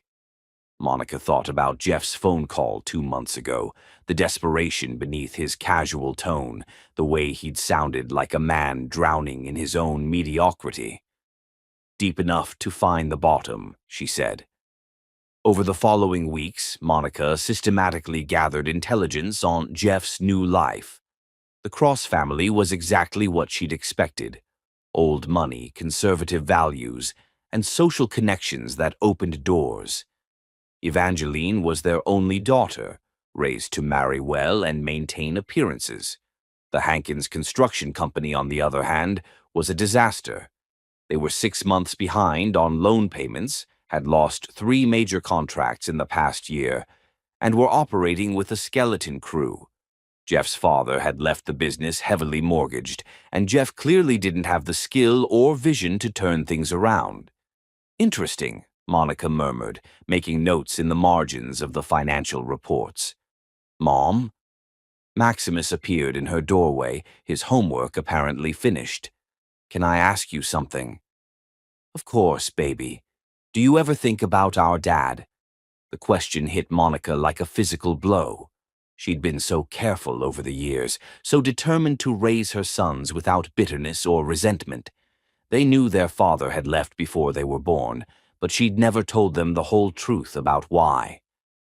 "Sometimes," she said carefully. "Why do you ask?" "Darius thinks we should try to find him. He says every person has the right to know their biological parents." Monica's heart clenched. "And what do you think?" Maximus shrugged, but she could see the longing in his eyes. "I guess I wonder what he's like, whether he'd be proud of us, whether he ever thinks about us. Oh, sweetheart." Monica pulled her son into her lap, even though he was getting too big for it. Your father's absence says nothing about who you are. You and Darius are the most amazing children any parent could ask for. If he doesn't know that, it's his loss, not yours. But don't you think he deserves to know we exist? Monica thought about Jeff's comfortable lies, his loveless engagement, his mother's continued manipulation. Did he deserve to know about these beautiful, brilliant boys? Did he deserve the chance to hurt them the way he'd hurt her? Maybe someday, she said finally, when you're older and can make that decision for yourselves. After Maximus went to bed, Monica returned to her research with renewed focus. She pulled up everything she could find about Jeff's wedding, the venue, the guest list, the photographers who'd been hired to document Cordelia's social triumph. The Ritz-Carlton, Chicago, Saturday, June 15th, 4 p.m. ceremony followed by reception. Black tie required. 200 of Chicago's social elite would be in attendance to witness Jeff's transformation into the man his mother had always wanted him to be. Monica opened her laptop and began typing an email to her favorite private investigator, Marcus Webb. She'd worked with him on dozens of cases, and he'd never failed to deliver exactly what she needed. Marcus, she wrote, I need detailed background checks on Jeffrey Hankins and Evangeline Cross. Focus on any potential scandals, financial improprieties, or personal relationships that might not be public knowledge. Also need security details for their wedding on June 15th. Guest list, venue layout, timing of events. Confidential matter. Urgent. She hit send and leaned back in her chair, her mind already working through possibilities. She wasn't sure yet what she planned to do with the information, but Monica had learned long ago that knowledge was power, and power was the only currency that mattered when you were planning to destroy someone's carefully constructed lies. Her phone buzzed with a text from her friend Keisha, the same woman who'd given her a couch to sleep on 10 years ago, and who now ran a successful catering business. Girl, you need to get out more. Want to come to dinner with Marcus and me this weekend? He's got a friend I think you'd like. Monica smiled and typed back, Can't this weekend. But rain check? You work too much. When's the last time you went on a date? Monica considered the question. When was the last time she'd been interested in dating anyone? She'd had a few casual relationships over the years, but nothing serious. Nothing that had made her want to risk the life she'd built for herself and her sons. Maybe after June 15th, she'd be ready to think about the future instead of settling accounts with the past. The next morning brought Marcus's preliminary report, and Monica read it over her coffee with growing satisfaction. Jeff's construction company was even worse off than she'd thought. They defaulted on 2 equipment loans and were facing foreclosure on their office building. Evangeline's family, meanwhile, had quietly transferred several assets out of her name in the past 6 months, a sure sign that someone was worried about protecting money from potential creditors. More interesting was the revelation that Cordelia Hankins had personally guaranteed several of the construction company's loans. If the business failed, she would lose her house, her investments, and her carefully maintained lifestyle. No wonder she was desperate to see Jeff married to money. Monica's phone rang, interrupting her thoughts. The caller ID showed Marcus Webb's number. What did you find? She asked without preamble. More than you probably expected, Marcus's gravelly voice replied. Your ex-husband's fiancé has some interesting secrets. Want to meet for lunch? My office, 1 o'clock. And Marcus, this conversation never happened. What conversation? Monica hung up and turned her attention to the most important decision she'd faced in 10 years. She could use this information to destroy Jeff's wedding, to expose the lies and financial desperation that Cordelia was trying to hide behind social climbing and arranged marriages. Or she could walk away and let him marry his perfectly appropriate bride and live his perfectly mediocre life. She thought about her sons, about the questions they were starting to ask, about The day when they would demand the whole truth about their father. She thought about the man who'd slapped her and thrown her away because she couldn't immediately give him children. She thought about justice. Monica opened her calendar and marked June 15th with a simple notation. Wedding. The storm was gathering, and when it broke, it would wash away everything Jeff thought he knew about his safe, controlled world. He'd thrown away his phoenix once. Now she was coming back to burn his golden cage to the ground. Chapter 8. When Thunder Speaks. The Ritz-Carlton Chicago had been transformed into a fairy tale setting, all white roses and crystal chandeliers, with enough flowers to stock a small greenhouse. Monica stood in the hotel lobby, watching the wedding guests arrive in their designer gowns and expensive suits, and felt like a wolf circling a flock of sheep. She'd chosen her outfit carefully, a midnight blue Valentino dress that hugged her curves and commanded attention, paired with Jimmy Choo heels that added 4 inches to her already imposing height. Her hair was styled in an elegant updo that showcased the diamond earrings she'd bought herself to celebrate winning her biggest case last month.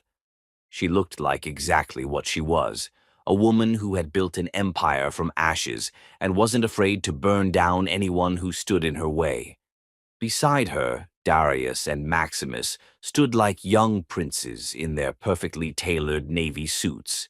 She debated bringing them, but ultimately decided that Jeff needed to see exactly what his choices had cost him.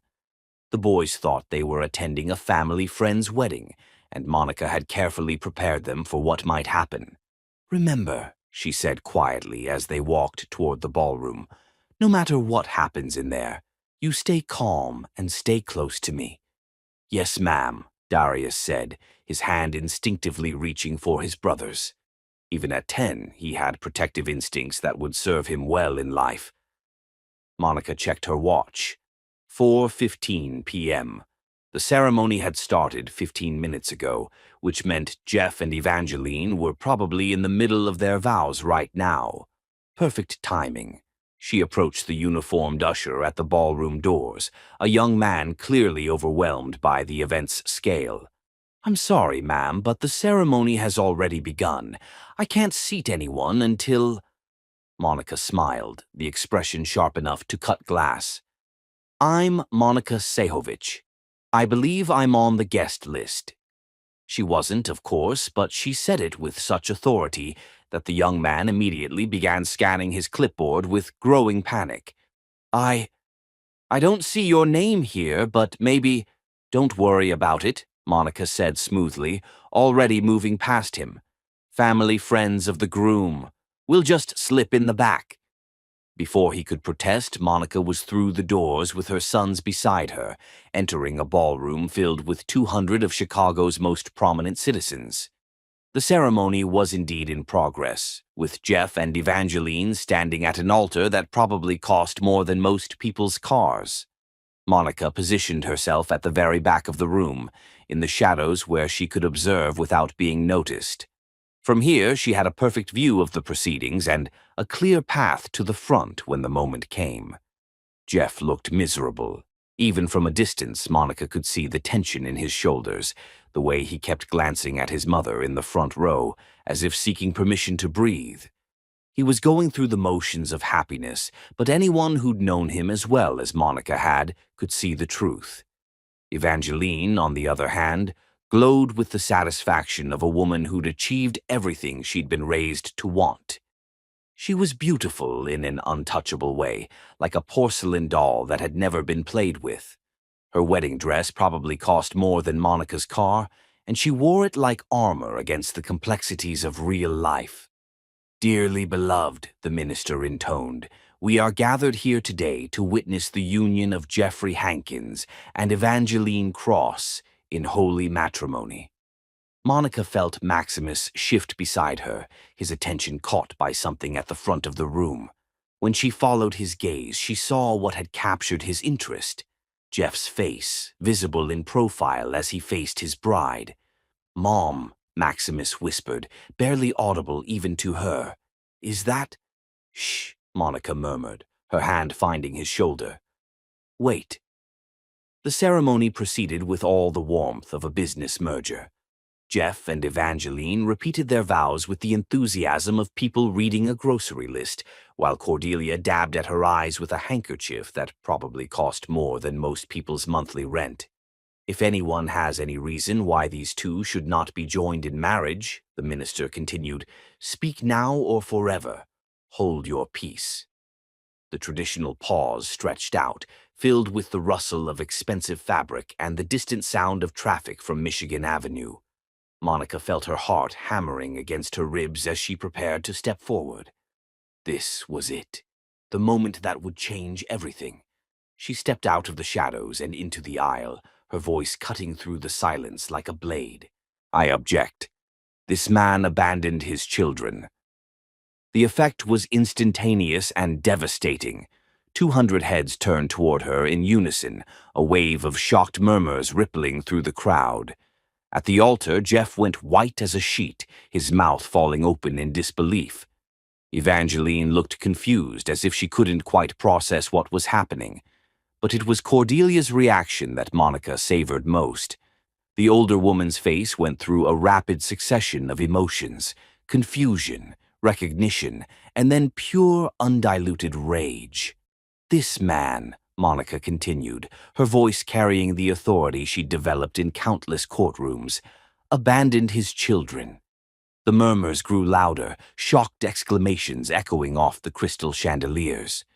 Monica began walking down the aisle, her sons beside her, every eye in the room following their progress. "Excuse me," the minister stammered, "but who are you?" "I'm Monica Sehovich," she replied, never taking her eyes off Jeff's stricken face. "And these are my sons, Darius and Maximus Sehovich." She paused at the front of the room, close enough now to see the exact moment when Jeff's gaze fell on the boys, and the truth hit him like a physical blow. The resemblance was unmistakable. They had his eyes, his jawline, his height. There was no question who had fathered these children. 10 years ago, Monica continued, her voice carrying to every corner of the ballroom, Jeffrey Hankins was my husband. When I couldn't immediately conceive, he divorced me, called me broken, said I wasn't a real woman because I couldn't give him children. Evangeline's perfectly made-up face crumpled with confusion and dawning horror. Jeffrey. What is she talking about? But Jeff couldn't speak. He was staring at Darius and Maximus like he was seeing ghosts, his face cycling through shock, recognition, and something that might have been wonder. 6 months after our divorce, Monica continued relentlessly, I discovered I was pregnant, with twins.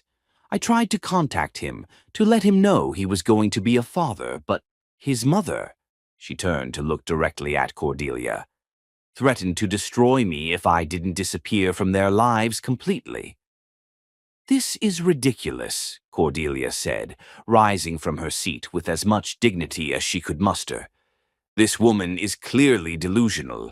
Security should remove her immediately. Should they? Monica reached into her purse and pulled out a manila envelope. Because I have medical records proving these children were conceived during our marriage. I have financial records showing that Jeffrey has never paid a single dollar in child support, and I have documentation of the threats his mother made to keep me quiet. The lie about recordings rolled off her tongue smoothly. Cordelia's face went ashen, clearly wondering what evidence Monica might actually possess. Jeffrey, Evangeline said, her voice rising with hysteria, tell her this isn't true. Tell everyone this is some kind of mistake. But Jeff still couldn't speak. He was looking at his sons, with an expression of such naked longing that it was almost painful to witness. Darius, ever the serious one, stepped forward slightly. Are you our father? He asked, his young voice cutting through the chaos with devastating clarity. The question hung in the air like a sword waiting to fall. The entire ballroom held its breath, waiting for Jeff's answer. I dot. Jeff's voice came out as a croak. He cleared his throat and tried again. I didn't know. I swear to God, I didn't know you existed. Liar, Cordelia shrieked, abandoning all pretense of dignity. "She's lying. She's trying to ruin everything." "The only thing being ruined here," Monica said, her voice like ice, "is the facade you've spent 10 years maintaining. These boys deserve to know their father, and their father deserves to know what his choices cost him." She turned to face Jeff directly, and for a moment it was just the two of them, 10 years of pain and transformation hanging between them like a bridge. "You threw me away," she said quietly, but her voice carried in the stunned silence. "You said I wasn't enough, that I couldn't give you what you needed. But I gave you everything you ever dreamed of, Jeff. I gave you 2 sons who are brilliant and beautiful and better than you ever deserved." "Monica, please." Jeff stepped toward her, his hand outstretched. "No." Monica's voice cracked like a whip. "You don't get to please me. You don't get to pretend this is some tragic misunderstanding. You chose to believe your mother over your wife. You chose to give up rather than fight for our family. You chose to walk away from love because it wasn't easy enough for you. I was young and stupid. You were weak," Monica corrected. "And you still are. Look around, Jeff. Look at this ridiculous circus your mother has orchestrated. You're marrying a woman you don't love to please a woman who will never be satisfied no matter what you sacrifice." Evangeline let out a sob that echoed through the ballroom. "This can't be happening. This can't be real." "It's very real," Monica said, not unkindly. "And I'm sorry you had to find out this way, but you deserve better than a man who's still letting his mother run his life at 35. "Enough!" Cordelia's voice rose to a shriek. "I will not stand here and listen to this nobody destroy my family." Monica turned to face her former mother-in-law, and when she smiled, it was the expression of a predator who had finally cornered her prey. "Nobody?" Monica's laugh was like broken glass. "I'm one of the most successful family lawyers in Chicago. I own a law firm, a house in Lincoln Park, and I've raised 2 children who will change the world. What exactly have you accomplished, Cordelia, besides poisoning your son against anyone who might actually love him?" The ballroom erupted in whispers and shocked exclamations. Camera phones appeared as guests began documenting what would surely become Chicago's most talked-about social scandal. "Security!" Cordelia screamed. "Remove these people immediately." But Monica wasn't finished. She pulled a thick folder from her purse and held it up for everyone to see. "Before you call security," she said, her voice carrying over the chaos, "you might want to know that I have complete financial records for Hankins Construction. 6 months behind on loan payments, facing foreclosure, and hemorrhaging money. The only thing keeping them afloat is the Cross family's money, which explains this hasty marriage to a woman Jeff barely knows." Evangeline's father, a distinguished man in his 60s, rose from his seat with murder in his eyes. "Is this true, Hankins?" Jeff looked like a man drowning, his carefully constructed world crashing down around him. "Mr. Cross, I can explain." "Can you?" Monica interjected. "Can you explain how you've been lying to this family about your financial situation? Can you explain how you've let your mother manipulate you into a marriage based on deception and greed?" "Jeffrey," Evangeline sobbed, her perfect makeup running down her cheeks, "how could you do this to me?" And that's when Jeff finally found his voice. "Because I'm exactly who she said I am," he said, his words carrying across the ballroom with devastating clarity. "I'm weak. I'm a coward. And I've been lying to myself for 10 years about who I really am and what I really want." He turned to look at Monica and his sons, and his voice broke. "I want them," he whispered. "I want my boys. I want the family I was too stupid to fight for." "Well, you can't have them," Monica said, her voice final as a judge's gavel. "You gave up that right when you chose her over me." She nodded toward Cordelia, then looked around the ballroom at all the shocked, staring faces. "Ladies and gentlemen, you came here to witness a wedding.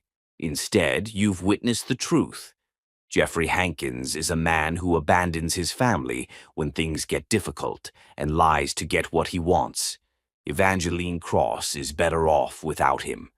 Monica took her son's hands and began walking back down the aisle, her head held high, leaving devastation in her wake. Behind her, she could hear Evangeline sobbing, Cordelia screaming accusations, and the general chaos of 200 people trying to process what they'd just witnessed. At the ballroom doors, Monica turned back for one last look at the wreckage of Jeff's carefully planned future. He was standing alone at the altar, abandoned by his bride and his mother, staring after the family he'd never known he had and would never be allowed to claim. "Justice," Monica whispered to herself as she walked away. The thunder had spoken, and the storm was complete. Chapter 9. The Slap That Echoed Through Time. Monica had barely made it to the hotel's marble lobby when she heard her name being called. She turned to see Jeff running after them, his expensive tuxedo disheveled, his face flushed with desperation and something that looked like hope. "Monica, wait, please." She stopped, placing protective hands on her son's shoulders as Jeff skidded to a halt in front of them. Up close, she could see the tears in his eyes, the way his hands shook as he stared at Darius and Maximus like they were miracles he was afraid would vanish if he looked away. "Are they really mine?" Jeff's voice broke as he stared at Darius and Maximus like they were miracles he was afraid would vanish. "Yes," Monica said simply. "They're yours, were yours. You gave up any claim to them 10 years ago." Jeff fell to his knees in the middle of the Ritz-Carlton lobby, bringing himself to eye level with his sons. Several wedding guests had followed them out and were watching the scene unfold with fascination, their phones already documenting what would be tomorrow's headlines. "My God," Jeff whispered, reaching out as if to touch Darius's face before stopping himself. "You're beautiful. You're both so beautiful." Darius studied his father with the serious expression that was uniquely his. "Why didn't you want us?" The question hit Jeff like a physical blow. "I did want you. I didn't know you existed. I thought your mother couldn't have children. You thought wrong about a lot of things," Maximus said, his young voice carrying a wisdom that made Monica's heart ache. "Mom says you left because she couldn't get pregnant, but then we happened anyway. If you'd stayed," Darius added with devastating logic, "you would have known about us." Jeff looked up at Monica, his eyes pleading. "I tried to call you. 2 months ago I called because I couldn't stop thinking about you, about us. But you hung up on me." "Because you had nothing to say that I needed to hear," Monica replied coldly. "You didn't call because you missed me, Jeff. You called because your life was falling apart, and you thought I might be able to fix it for you. Just like you always did." "That's not true, isn't it?" Monica's voice cut through his protests. "Your business is failing. Your mother is controlling every aspect of your life, and you're about to marry a woman you don't love for her family's money. So you called your ex-wife, hoping what? That I'd take you back? That I'd solve all your problems?" Jeff struggled to his feet, his face flushing with shame and anger. "You don't understand. I've been trapped, suffocated by my mother's expectations for years. I never wanted this marriage, this life." "Then why are you living it?" Monica's voice rose, drawing even more attention from the hotel staff and remaining wedding guests. "You're 39 years old, Jeff. When are you going to stop blaming your mother for your choices?" "I'm trying to change." "Are you? Because from where I stand, you just ran away from your own wedding instead of being honest with that poor girl you were about to deceive." Behind Jeff, Cordelia appeared in the lobby like an avenging angel, her face twisted with rage, her carefully styled hair slightly mussed from the chaos Monica had left in her wake. "Jeffrey," she shrieked, her voice echoing off the marble walls. "Get away from that woman and those children. This is all lies, all manipulation." "Shut up." Jeff's voice was so quiet that Monica almost didn't hear it, but Cordelia heard it, and her face went white with shock. "What did you say to me?" "I said, shut up." Jeff turned to face his mother, and for the first time in his adult life, there was steel in his voice. "Shut up, Mother, just shut up. Jeffrey, you don't understand what you're doing. This woman is trying to destroy our family." "No," Jeff said, his voice growing stronger. "You destroyed our family. You destroyed my marriage. You've been destroying my life for 35 years, and you just destroyed any chance I had of knowing my own children." Cordelia's mouth opened and closed like a fish gasping for air. She'd never heard her son speak to her this way, had never encountered resistance to her will. "I tried to protect you," she whispered. "Everything I did was to protect you from making mistakes." "Mistakes?" Jeff's laugh was bitter and broken. "The only mistake I made was listening to you. The only mistake was letting you convince me that Monica wasn't good enough, that our love wasn't real, that I deserved better than the best thing that ever happened to me." He turned back to Monica, his eyes blazing with 10 years of suppressed regret. "I know I don't deserve forgiveness. I know I threw away something precious and irreplaceable. But please, Monica, please don't punish my sons for my failures." "Our sons," Monica corrected sharply, "don't need you. They've never needed you. I've raised them alone for 10 years, and they're perfect exactly as they are. But they deserve to know their father. Do they?" Monica's voice was like ice. "Do they deserve to know a man who's so weak he let his mother choose his wife? Do they deserve a father who gives up the moment things get difficult? Do they deserve to have their hearts broken the way you broke mine?" Jeff flinched as if she'd struck him. "I'm not that man anymore." "Prove it," Monica said quietly. "How?" "Tell me how, and I'll do it." Monica looked at this man who had once been her whole world, who had destroyed her so completely that she'd had to rebuild herself from ashes.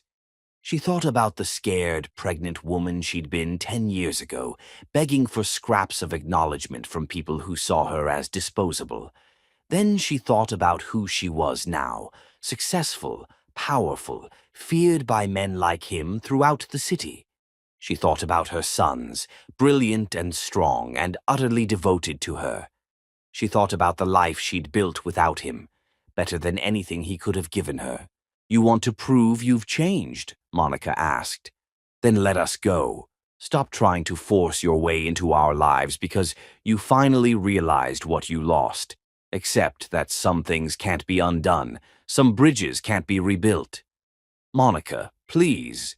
Accept that you made your choice 10 years ago, and now you have to live with it." Jeff stared at her for a long moment, tears streaming down his face. Behind him, wedding guests whispered and pointed, documenting his humiliation for social media posterity. Cordelia stood frozen, watching her perfect world crumble around her. "I love you," Jeff whispered, his voice breaking. "I never stopped loving you, and I know that makes everything worse." And that's when Monica felt the final piece of her revenge click into place. Because now she could give him exactly what he'd given her 10 years ago, the agony of loving someone who would never love you back. "I know," she said softly, "and I'll never forgive you for that either."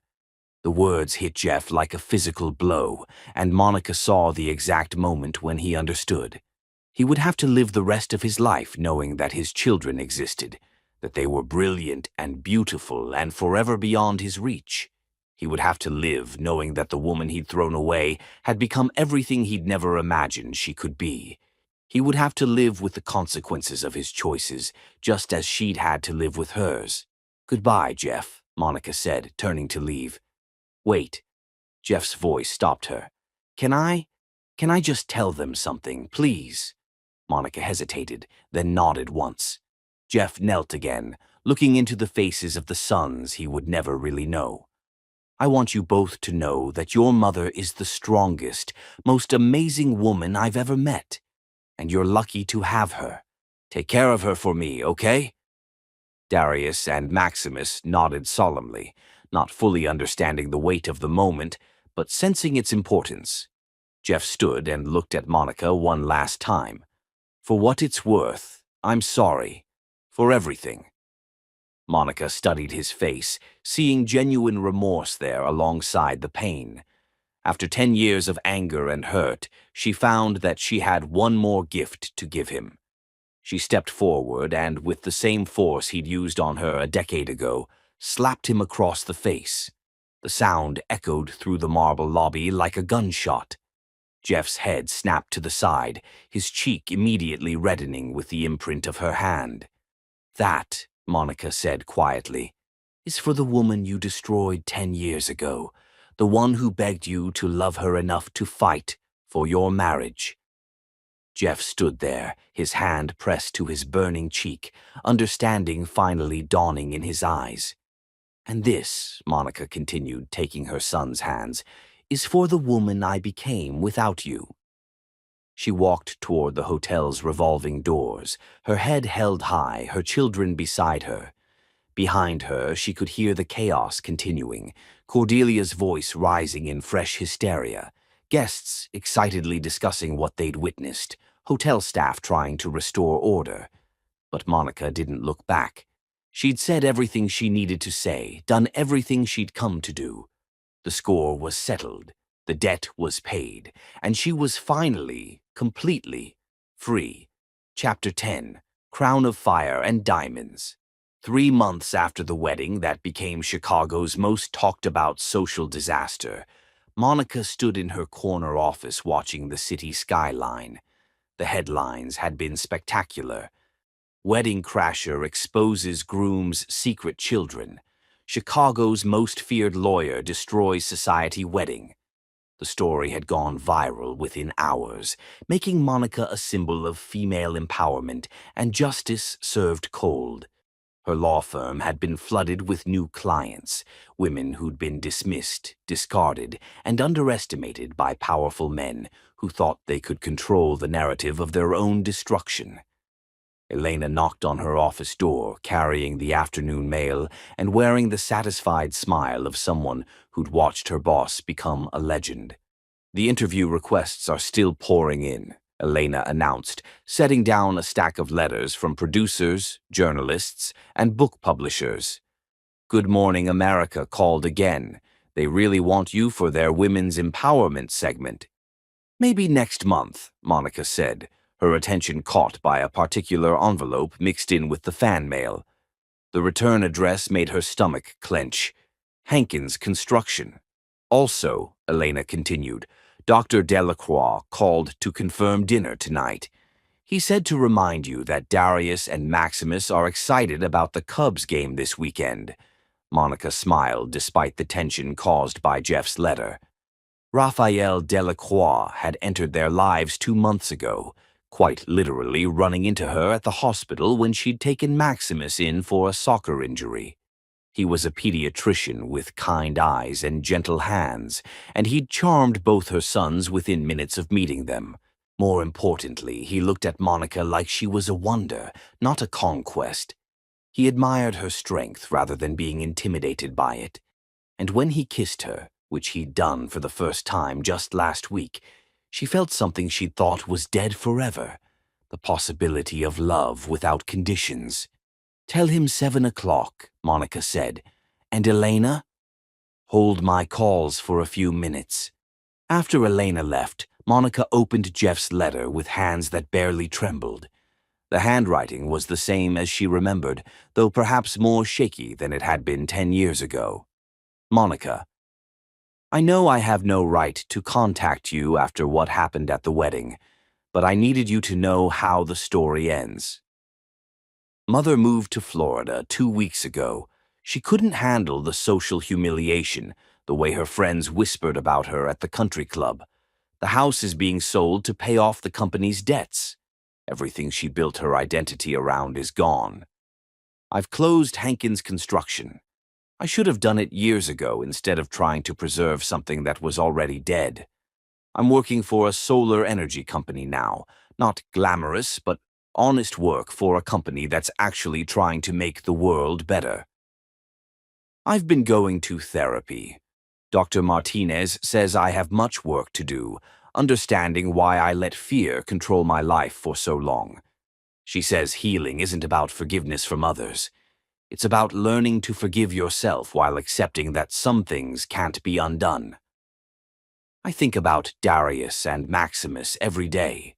I wonder what they're learning in school, whether Maximus still wants to be a marine biologist, whether Darius is still reading books about ancient Rome. I wonder if they ever think about me, if they understand why I wasn't there for their first steps, their first words, their first days of school. I know you were right to keep them from me. I know I forfeited any claim to them when I chose my mother's approval over fighting for our family, but I want you to know that meeting them, even for those few minutes, was the most important moment of my life. You were right about everything. I was weak. I was a coward. I threw away something irreplaceable because I was too afraid to stand up to the woman who raised me to be exactly like her, controlling, bitter, and unable to love without conditions. But you were wrong about one thing. You said I'd live the rest of my life knowing what I lost. The truth is, I didn't lose you and our boys. I never deserved you in the first place. You became magnificent in spite of me, not because of me. I'm writing this not because I expect anything from you, but because I needed you to know that your revenge was perfect. You didn't just humiliate me, you freed me. For the first time in my life, I'm making my own choices, living by my own values, trying to become someone worthy of the love you once gave me. I know it's too late for us. I know you've moved on and built a life that's better than anything I could have given you. But someday, if Darius and Maximus want to know their father, I'll be here. I'll be someone they can be proud of. Thank you for loving me once upon a time. Thank you for giving me 2 sons who will change the world, and thank you for showing me what strength really looks like. With love and regret, Jeff. P.S. I heard about Dr. Delacroix.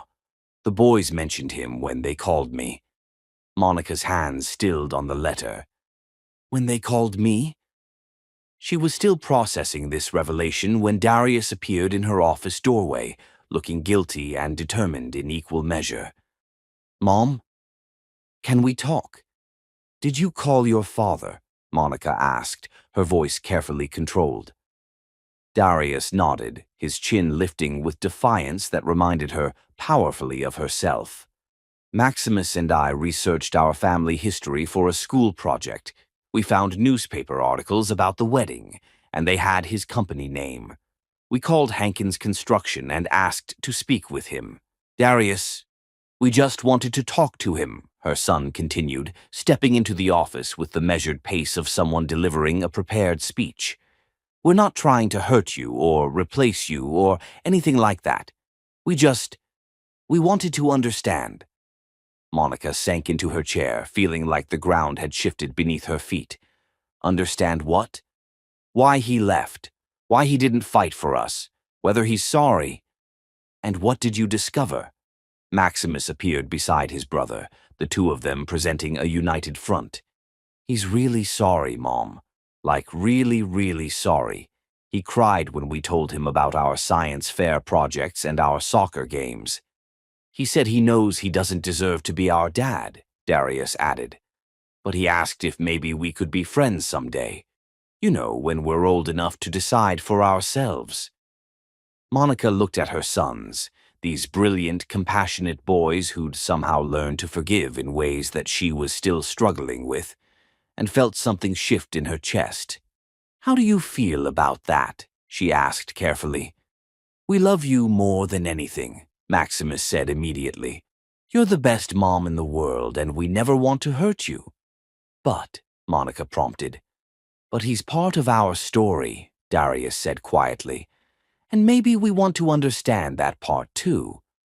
Monica was quiet for a long moment, thinking about the scared woman she'd been 10 years ago and the powerful one she'd become. She thought about revenge and justice and the difference between the two. She thought about her sons, who'd somehow learned grace in ways that she was still learning.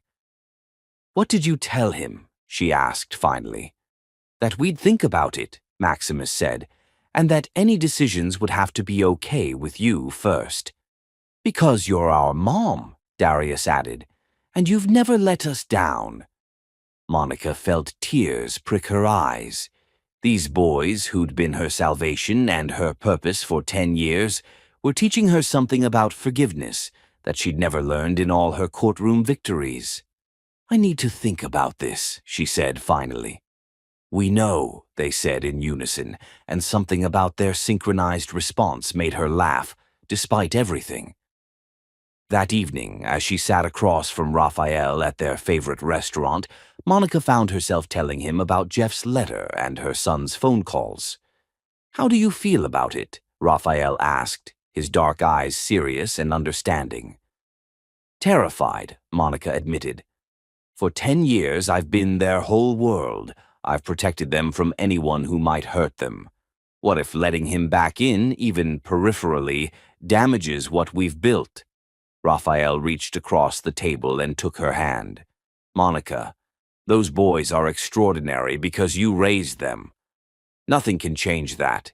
And maybe they're wise enough to handle a relationship with their father in ways that work for all of you." "What if he hurts them?" "What if he doesn't?" Raphael countered gently. "What if he's actually learned something from losing them? What if your revenge was so complete that it actually changed him?" Monica thought about that as they walked along the lake after dinner, Raphael's arm around her shoulders as they watched the city lights reflect on the water. "You know what the strangest part is?" she said finally. "What's that? I'm not angry anymore. For 10 years that anger fueled everything I did. It made me strong, drove me to succeed, pushed me to become someone formidable. But somewhere between slapping him at the Ritz and reading his letter today, it just disappeared." "Maybe because the job is done," Raphael suggested. "You set out to prove that you were stronger than he ever imagined, and you succeeded beyond anyone's wildest dreams. Maybe now you can focus on what comes next." What came next? Monica looked at this good man who loved her without conditions, who treated her sons like they were precious gifts, who saw her power as something to celebrate rather than something to fear. "What comes next?" she repeated, liking the sound of it. 6 months later, Monica stood in the rose garden behind her Lincoln Park house, watching Darius and Maximus play catch with Raphael while she put the finishing touches on the adoption papers that would make him their stepfather. Jeff had kept his word. He'd worked with a therapist, found meaningful employment, and slowly, carefully, built a friendship with his sons through letters and occasional supervised visits. He'd never pushed for more than they were comfortable giving, never tried to insert himself into their daily lives. When Raphael had proposed 3 months ago, both boys had enthusiastically given their approval. When they'd asked if they could invite Jeff to the wedding, Monica had surprised herself by saying yes. "Mrs. Delacroix," Raphael called out, using the name she'd take in 2 weeks when they married in this same garden. "Come throw the ball with us." Monica laughed and joined her family on the lawn, this beautiful, complicated, perfect family she'd built from the ashes of her old life. As the sun set over Chicago, painting the sky in shades of fire and gold, Monica felt something she'd thought she'd lost forever. Complete peace. Not the brittle calm of someone holding herself together through sheer will, but the deep, settled peace of someone who'd fought every battle worth fighting and emerged victorious. She'd been broken once, then reborn as something stronger. Now she was exactly who she was meant to be. A woman who'd built an empire from ashes, who'd raised kings from nothing, who'd proven that the best revenge was a life lived magnificently, and she had never been more powerful.